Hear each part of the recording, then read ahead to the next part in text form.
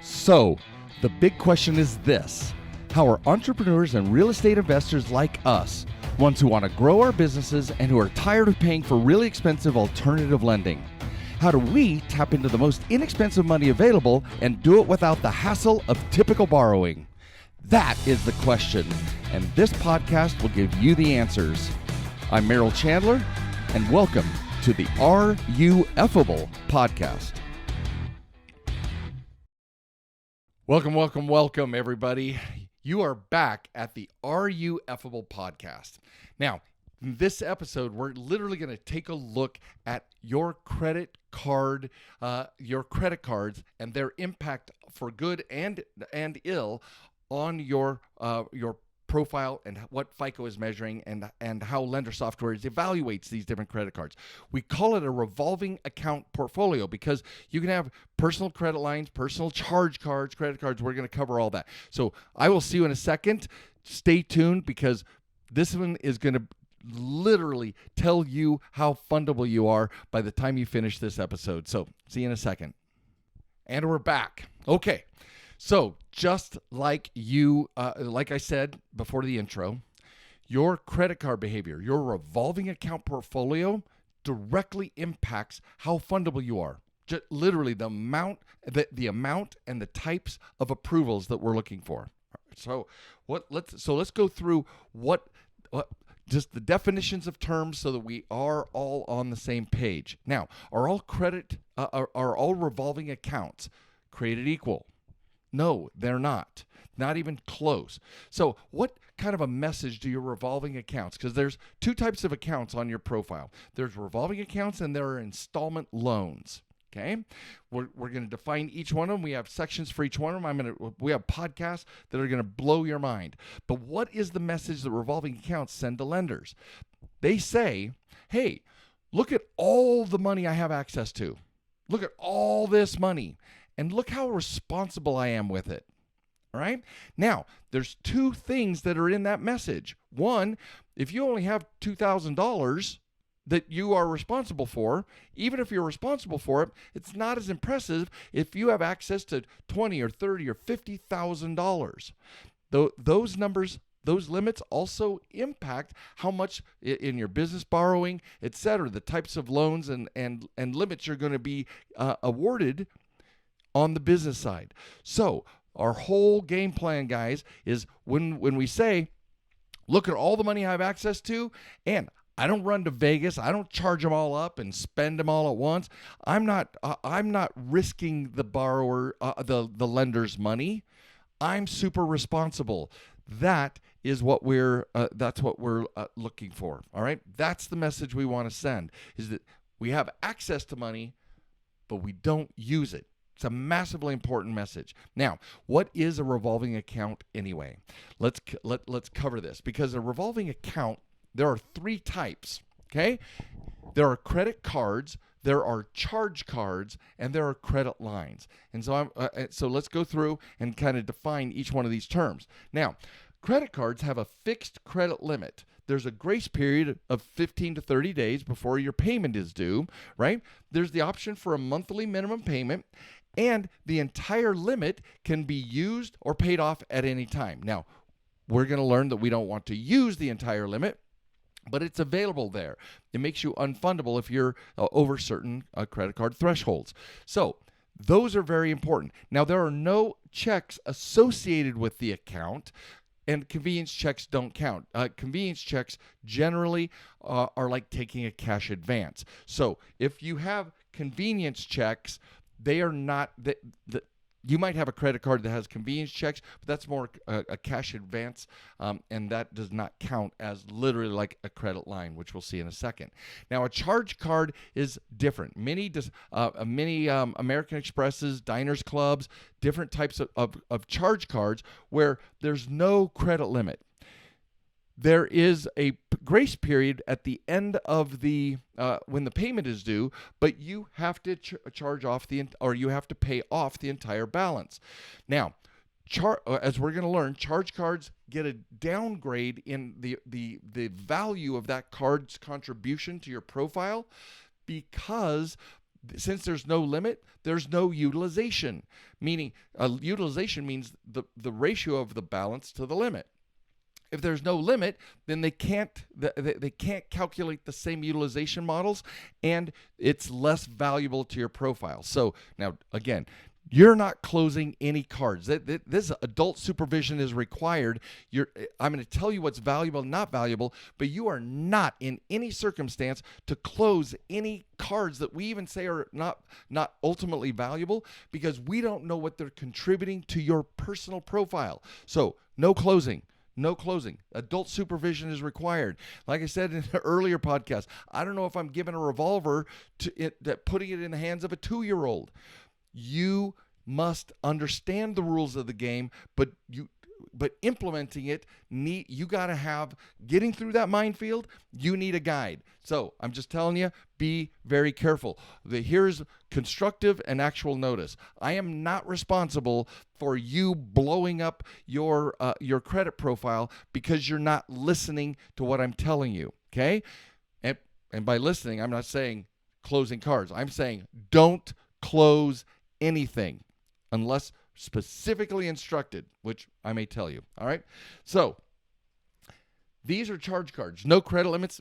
It's a 20% value deduction, and you're going to learn what that means in just a second. Now, credit lines are different. There's a fixed limit. It's just like a credit card. Fixed limit, grace period, monthly minimum payment. You can use the limit or pay it off at any time, but there are checks associated with that account. Those checks are but there's no grace period. There's no grace period. The second, by and large, for most credit lines, and if you got away with, if you've had your credit line long enough where you do have a grace period, count your lucky stars. But the grace period, usually they start charging you because the interest rates are lower. They start charging you the second you borrow it, whereas a credit card is a personal loan for 30 days. Okay. Interest-free loan for 30 days if you pay it off at the due date. So check guarantee accounts are not legitimate credit lines for our purposes. They're not. A check guarantee account, remember on the previous episode, when you use a check guarantee account, that means there's zero money in your checking account. You're sending horrible underwriting messages to your current lender. Yep, I got no money in my checking account. We don't want to send that message. So even though a check guarantee is a credit line, we don't want to use it as part of our optimization and fundability process, okay? We don't want to. Now, you can have secured or unsecured credit lines, like a home equity line of credit, a HELOC. A home equity line of credit is backed by real estate. It's still a line of credit. You can write a check and make something happen. All credit lines also come with plastic, with a credit card associated with it, but it's like writing a check. The interest starts immediately. Now, what is a good balance for one of these revolving accounts, right? Well, as I said, 38 is the new 100%. 38% is the top. It's the most you want to ever charge to a credit card without going into the risk department. When you charge more than 38, you end up in the yellow instead of the green zone for how much you're using. Ultimately, you don't want to be anywhere near 100% because you're definitely in the risk department, and they're not going to raise those credit lines, or they're not going to raise the credit limits. 38%. Now, some people say, why 38%?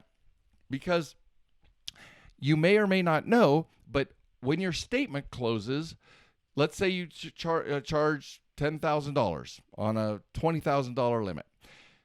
$10,000, then they add the interest.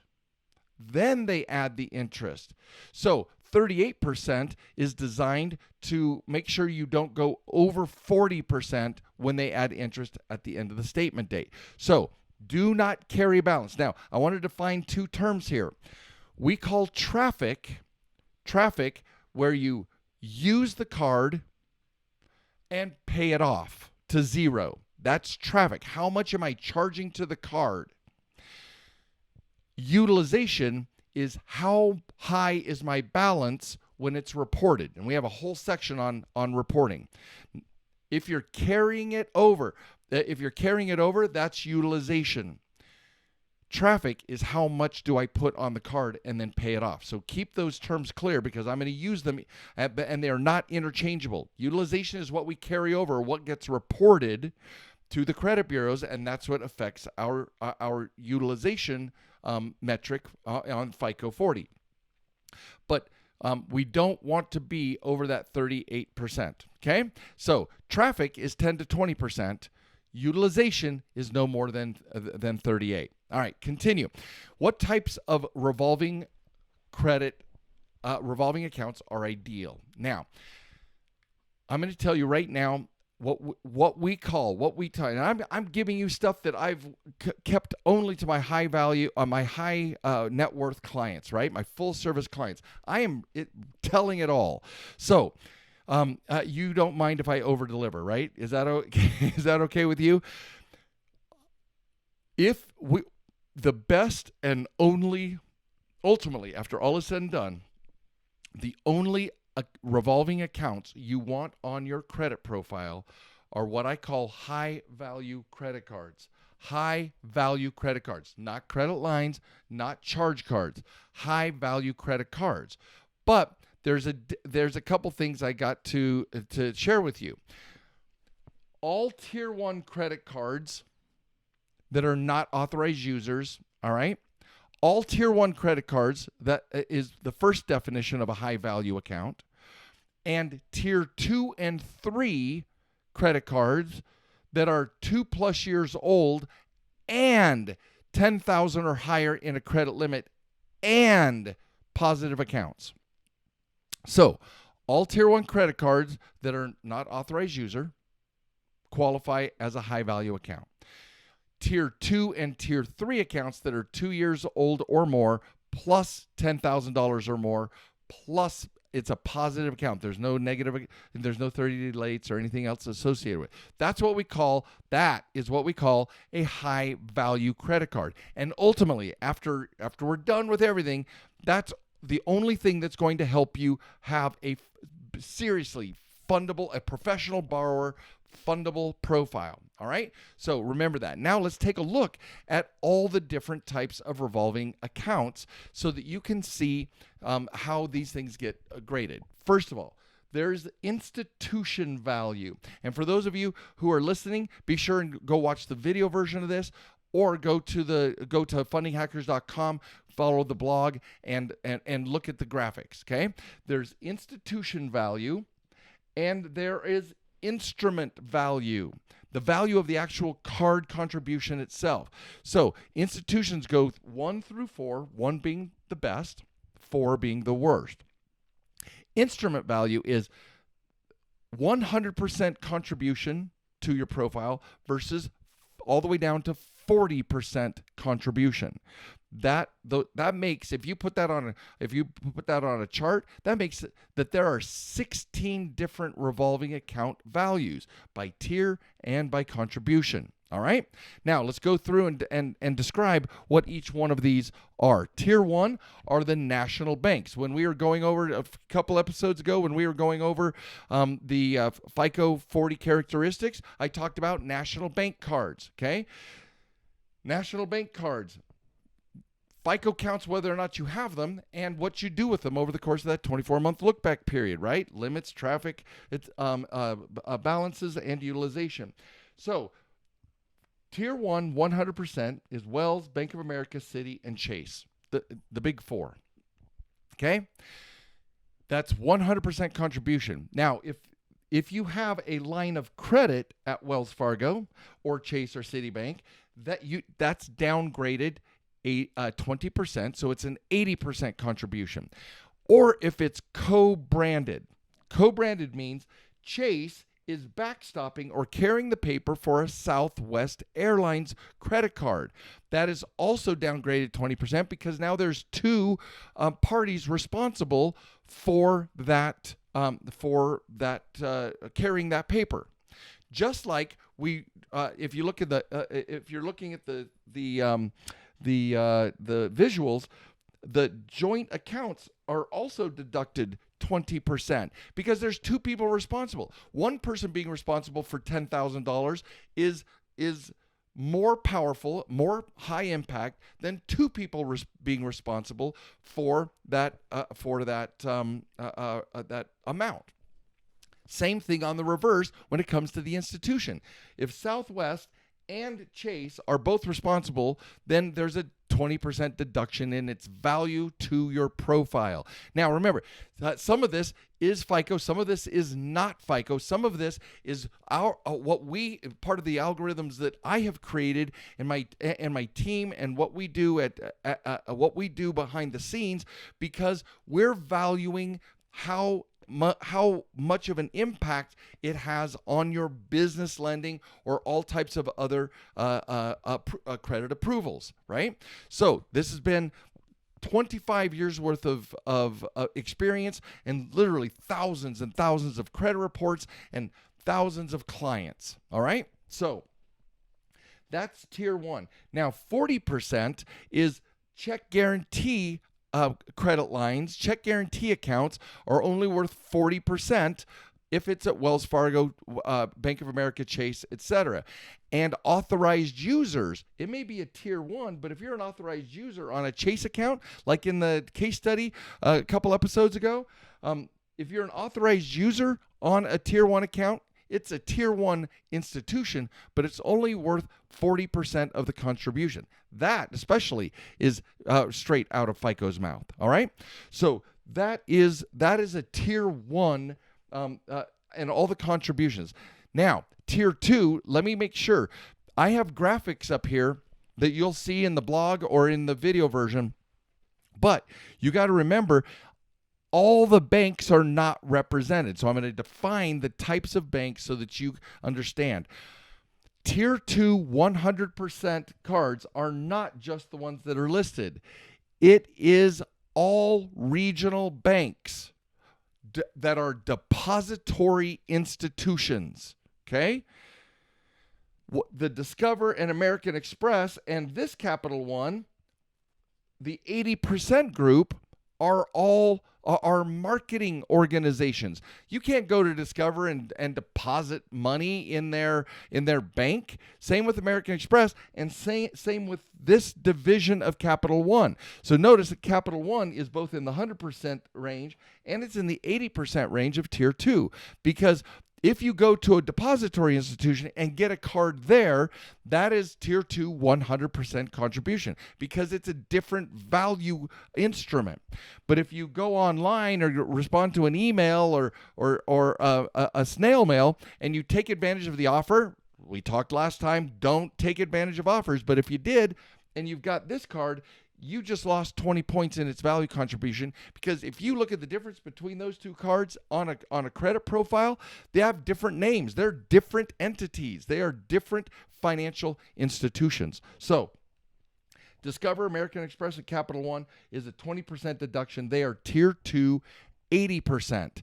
And then a line of credit, just like on Tier 1, a line of credit at U.S. Bank, KeyBank, PNC, the Depository, Capital One, and all the other regional banks, a line of credit from them is downgraded 20% as well. So this is so important, because and then if you have, and that's a line of credit that's not a check guarantee card. Now, if you have a Discover or American Express that is co-branded, like American Express backstops the Delta Sky Miles card, that is deducted 20% more. So in this example, the Sky Miles card is a Tier 2 60% card, and the Mercedes-Benz that's backed by American Express, that's also a 60% value contribution. And the Discover-backed Walmart cash card, not their merchandise card, but their cash card, and by cash I mean that you can use it same as cash, right? A regular credit card. The Walmart Discover-backed card is also a Tier 2 80%. 60%. So you're using insanely diminished values for all these. Now, guys, I don't hold anything against you. If there's rocks to be thrown, if there's rocks to be thrown, we got to throw them at the institutions for not teaching us this. Now, again, some of this is part of my development and algorithms, so that we can be more specific and motivate students, clients, borrowers to have the right kind of high value profiles. But let's continue to tier 4. Same thing. Tier 2. 40% cards are check guarantee credit lines, check guarantee accounts, and if you're an authorized user on a Discover, an American Express, a U.S. Bank, a Key Bank, etc., authorized users only get 40% of the points for institutions in that tier. Now, the next one we have, tier 3. The tier 3 100% contributions are the big, the national scope credit unions and savings and loans. So you got USAA, you've got Penn Fed Credit Union, Navy Federal Credit Union, the ones that have national scope. Those are tier 3 100% contributions. But on the 80%, we deduct 20% value for all community banks and all local credit unions. Now, a credit union can have 100 branches over 2 states, but it's still a tier 3 80% because it doesn't have national scope. It doesn't have national enrollment. Okay? Then you have, and then the line of credit is from USAA or Penn Fed or Navy Federal, etc. That line of credit is also, and these are all personal. These are not business lines of credit. These are personal lines of credit. There's a 20% deduction for having a line of credit, because that instrument can be abused far more easily. That's part of the reason why we have a credit line deduction of 20%, because it can be abused more easily. It's so much easier to use that in times of trouble, times of financial stress, financial injury, etc. And then finally, just like all the tier 1 and tier 2, tier 3, any check guarantee card and any authorized user rates at a 40% of the possible contribution points to your profile. All right. Now here's where where it gets ugly. Let's look at tier 4 now. Tier 4: Credit One Bank, Elon Financial, Merrick Bank, Synchrony Bank, First Premier Bank. These are all, bless their hearts, I call them predatory lenders, because those are when you get on a bankruptcy list, a judgment list, a lien, it shows up on on the public record. These are the guys who send you notices to borrow their money. Now, there's only one circumstance in 1,000 where I would recommend to a student or a client to even consider one of these, and that's too deep of a dive here. But we do not want to use these cards, and if you have them, tier 4 is where you start getting negative indicators on your credit profile that say consumer finance account is showing on your profile. It's actually a negative indicator by FICO that you have resorted to subprime money. Subprime money, whether it's a mortgage, whether it's an auto loan, or whether or not it's a revolving account, counts against you every single time, guys. Every single time. So these are a 100% contribution on tier 4, because some of them are depository institutions, so they are financial institutions. But the 80%, where we lose 20%, is where we have these First Progress, the Amazon rewards, where you only get to buy Amazon merchandise. There is Applied Bank. There's PayPal Extras. All of those online.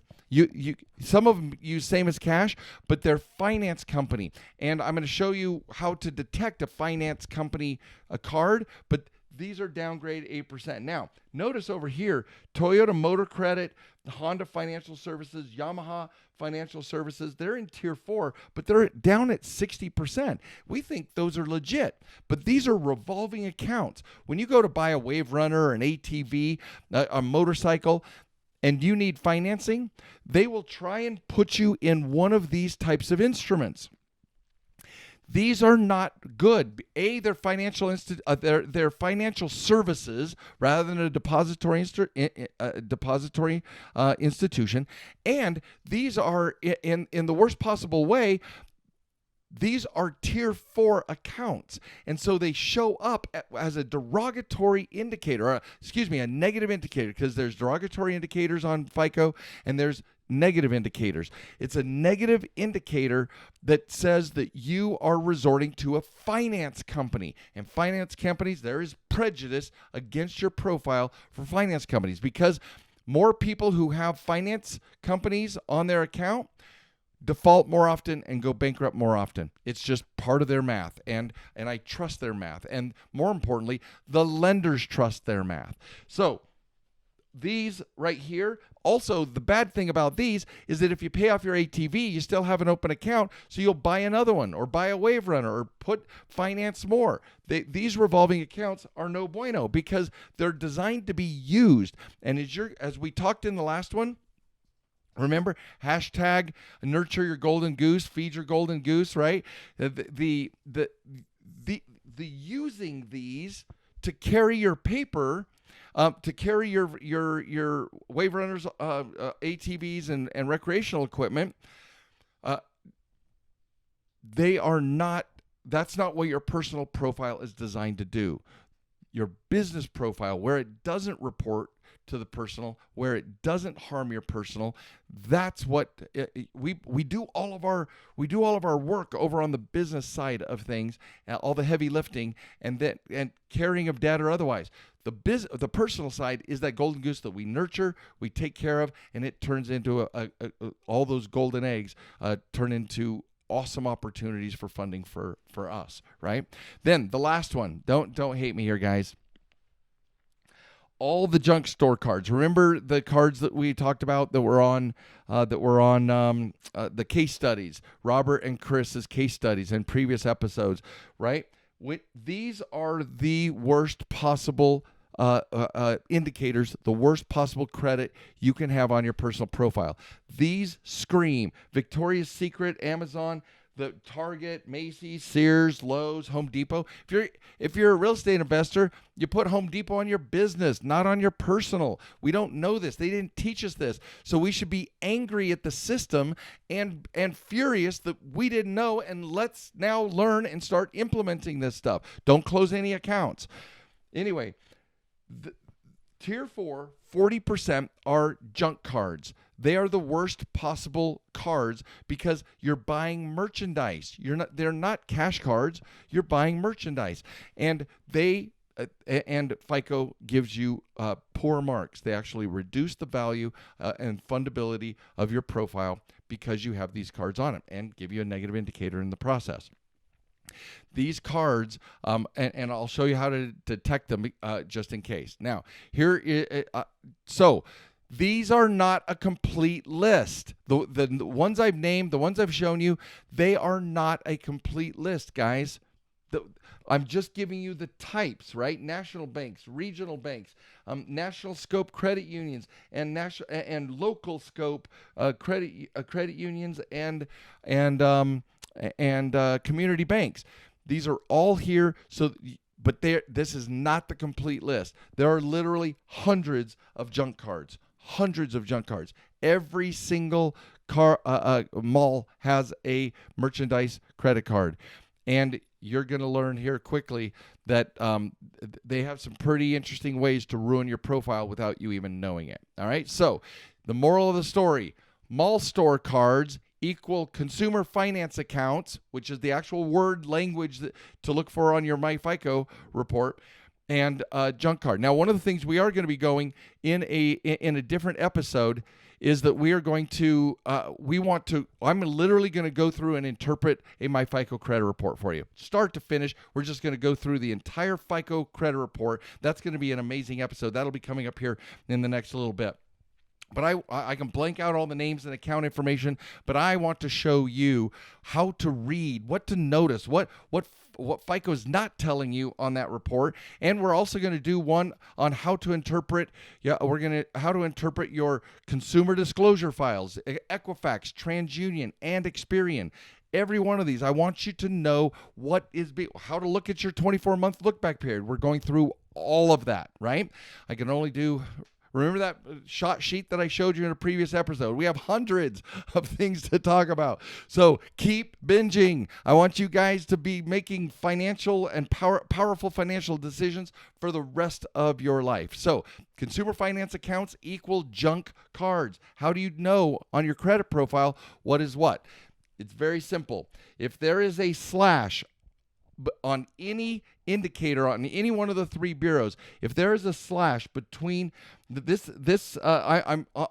sure and look at this graphic on the make sure that you look at this graphic in the blog as well as the video. But General Electric Money Bank, GEMB, General Electric Money Bank / JCPenney.